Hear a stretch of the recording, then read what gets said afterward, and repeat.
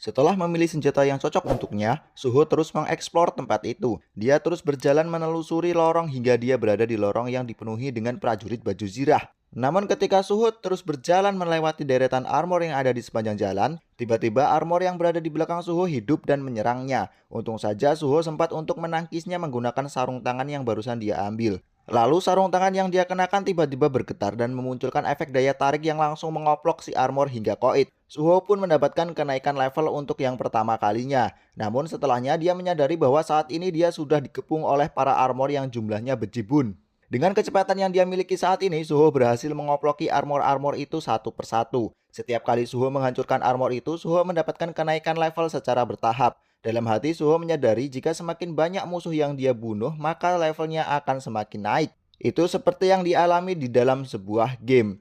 Hingga akhirnya dengan menggunakan sarung tangan cakarnya, dia berhasil mengalahkan semua armor yang menyerangnya. Karena masih ingin terus bertambah kuat, Suho terus melanjutkan eksplorasinya hingga sampai di depan sebuah pintu gerbang yang sangat besar. Tanpa keraguan, Suho langsung membuka gerbang itu. Setelah memasuki ruangan itu, di sana Suho melihat sosok Igris yang duduk di sebuah singgasana. Dalam hati Suho bilang, apakah itu adalah sosok bos para monster yang telah dia kalahkan?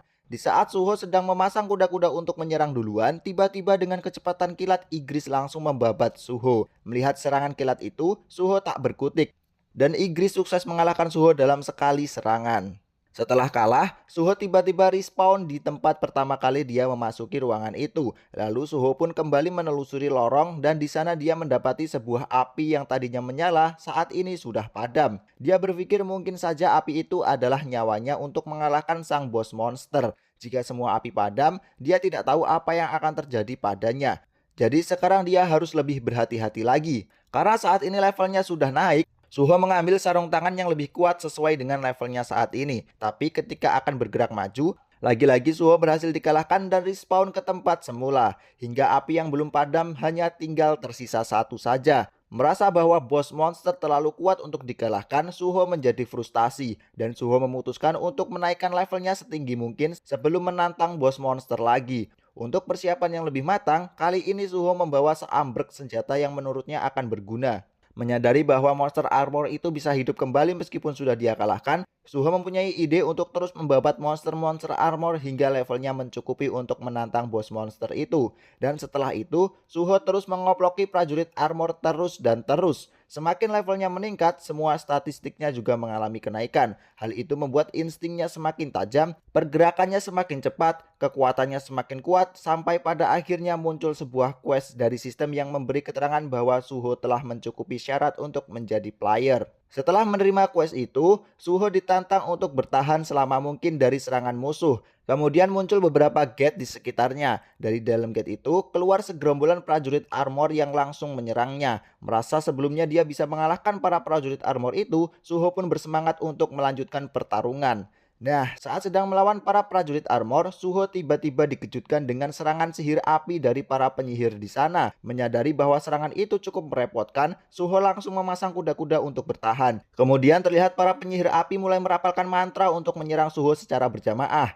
Lingkaran api terlihat berkumpul di atas Suho dan boom, serangan api dahsyat mengarah ke arah Suho. Untungnya Suho membawa sebuah tameng untuk menahan serangan itu. Tak sampai di situ, para penyihir kemudian mensaman sebuah golem raksasa. Menyadari kalau tamengnya sudah tak berguna lagi, Suho pun membuangnya. Lalu dengan kecepatan yang sudah meningkat, Suho mulai mengoploki golem itu dengan sekuat tenaga hingga remuk. Kemudian Suho melanjutkan dengan membabat habis para monster armor yang ada di depannya. Di tengah pertarungan itu, Suho membuang satu persatu senjata yang dia tidak butuhkan. Kemudian Suho menarik sebuah busur panah untuk menumbangkan para penyihir. Lalu Suho menarik dua buah dagger di pinggulnya untuk mencincang para monster yang masih tersisa. Hingga akhirnya Suho memutuskan untuk bertarung menggunakan tangan kosong saja. Setelah semua musuh berhasil diratakan, muncul notif dari sistem yang mengatakan kelas Suho telah ditetapkan. Karena semangat Suho sudah melampaui kesulitan yang dia alami, dan Suho tidak takut terhadap kesulitan apapun serta bergerak dengan mempercayai kekuatannya, maka saat ini Suho masuk ke kategori kelas fighter.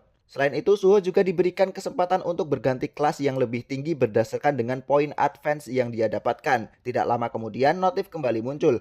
Karena Suho berhasil bertahan dengan menyisakan 50% nyawa dan melampaui waktu permainan, dia mendapatkan statistik tambahan. Sehingga dalam sekejap, dia naik kelas Soul Striker. Namun Suho masih merasa kurang kuat untuk menantang bos monster. Perasaan Suho itu dijawab oleh sistem yang mengatakan bahwa para prajurit itu akan kembali muncul jika Suho tetap berada di sana. Suho pun memutuskan untuk farming lebih lama lagi di sana hingga dia mendapatkan beberapa item kelas atas. Di antaranya ada kalung yang setara rank A, cincin maga setara rank A, dan sebuah sarung tangan bernama Scourging Gauntlets of the Fighting Phantom yang setara dengan rank S. Dan dalam sekejap saat ini Suho mencapai level 70. Merasa saat ini dirinya sudah cukup kuat, Suho pun menantang Igris kembali. Dengan pedenya Suho memasuki ruangan Igris dan mengatakan saat ini giliran dirinya untuk menghajar si bos monster. Igris yang merasa Suho saat ini sudah jauh lebih kuat karena aura yang dipancarkan lebih besar, langsung mengayunkan pedangnya untuk menyerang Suho dengan kilatan-kilatan petir yang keluar dari pedangnya itu. Suho yang sempat tercengang dengan level kekuatan Igris yang begitu besar berhasil menghindari serangan ekspres itu. Dengan kecepatan yang dia miliki, Suho mendekati Igris untuk melancarkan bogem mantapnya. Tapi Igris masih bisa menahan bogeman itu hingga menimbulkan ledakan yang dahsyat. Merasa kecepatannya saat ini masih kurang, Suho terus berusaha meningkatkan kecepatannya untuk memberikan koplokan kepada Igris. Namun justru malah ayunan pedang Igris yang berhasil mengoplok Suho hingga terpental ke arah dinding. Tapi hal itu belum cukup untuk menumbangkan Suho. Igris berlari untuk memberikan serangan tambahan. Namun Suho masih berhasil menangkisnya.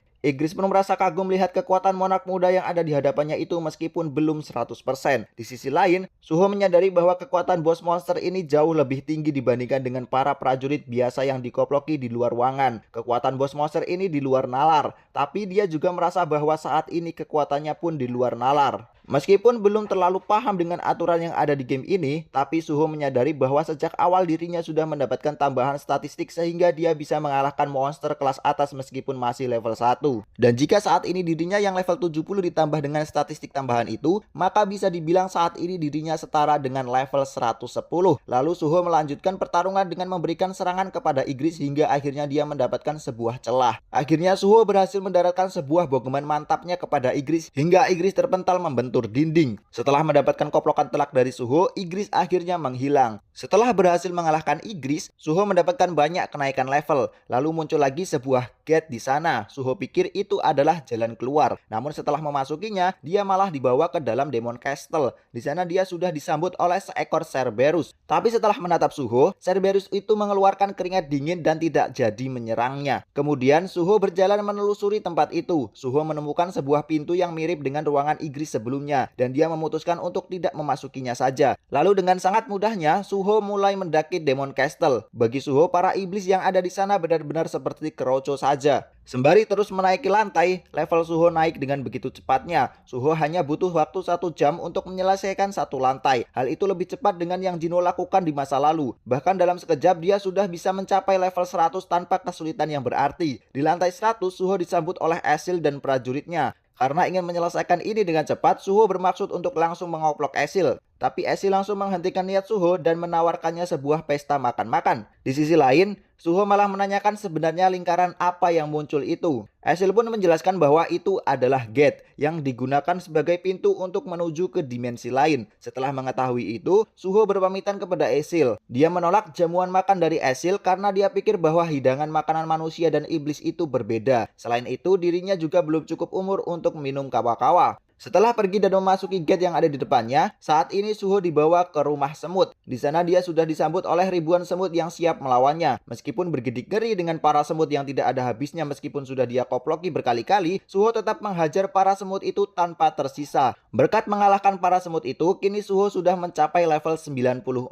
Kemudian Suho menemukan gerbang menuju ruang bos semut. Di dalam sana Suho disambut oleh Beru yang berjalan menghampirinya sambil menangis. Dengan perasaan haru karena kembali bertemu dengan monark muda kesayangannya itu, Beru mulai menyerang Suho dengan kecepatan dan kekuatannya. Tapi alangkah dramanya Beru ini, dia merasa ragu untuk menyerang Suho dan banyak pukulan yang berhasil mendarat di tubuhnya. Meskipun mempunyai kemampuan regenerasi kelas atas, Beru berhasil ditumbangkan dengan pukulan ringan dari Suho yang mengenai kepalanya. Setelah mengalahkan Beru, Suho mendapatkan kenaikan level yang tidak main-main. Suho merasa beruntung karena semut bersayap itu terlihat aneh. Meskipun sangat kuat, tapi selama pertarungan si semut menunjukkan celahnya sendiri. Bahkan dia tidak menyerang Suho dengan benar, karena selalu berhenti ketika akan menyerang. Makanya Suho bisa mengalahkannya dengan mudah. Kemudian Suho melanjutkan perjalanan dengan memasuki gate lain yang muncul. Di sana Suho sudah ditunggu oleh seambrek pasukan naga dan para raksasa. Dengan level 99 yang sudah dia berhasil capai, Suho langsung melompat untuk mengoploki para naga itu. Secepat kilat, Suho berhasil menumbangkan seekor naga. Kemudian melihat ada seekor raksasa yang akan membacoknya, Suho menangkis serangan itu hingga golok yang akan membacoknya patah. Lalu Suho bergerak dengan kecepatan penuh dan langsung mengoplok kepala si raksasa hingga tewas. Kemudian dia dihadapkan dengan para orc bersenjata yang menunggangi beruang kutub. Tapi lagi-lagi Suho masih terlalu kuat untuk dia gores. Meskipun para musuh menunggangi naga terbang, tapi Suho benar-benar menggila. Dengan kecepatannya saat ini dia berhasil melesat mengoploki setiap musuh yang ada di hadapannya. Setelah berhasil menunggangi seekor naga, para titan yang kuat pun muncul di hadapannya.